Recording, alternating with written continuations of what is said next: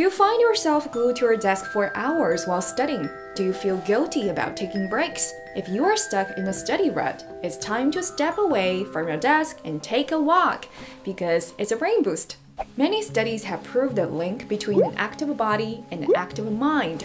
Physical activity can re-energize our brains, enhancing our attention and memory. It's like hitting the reset button for your mind. Even a simple activity like walking can benefit your brain. Regular walks foster new connections between brain cells, increase the volume of the hippocampus, which is crucial for memory, and elevate levels of chemicals that stimulate the growth of new neurons and transmit messages between them.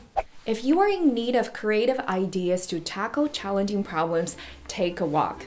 Stanford researchers found that walking improves creative thinking. They compared the creative output of participants while walking to that while sitting. The results were remarkable. On average, a person's creative output increased by 60% when walking. That's why innovative thinkers like Steve Jobs, Virginia Woolf, Henry David Thoreau, and Friedrich Nietzsche loved walking to spark their ideas.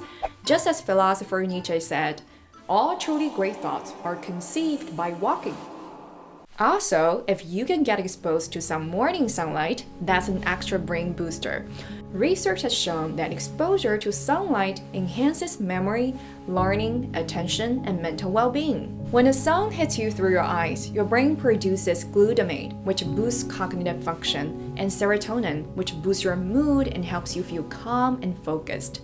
In general, scientists recommend getting 10 to 30 minutes of midday sunlight several times a week. So don't underestimate the power of a short walk in your daily routine. It can revitalize your brain and stimulate creativity. So the next time you feel overwhelmed with your studies, go outside, take a walk, and let the magic of nature supercharge your learning journey. Thanks for watching. I'm Xia Mingbao. See you next time.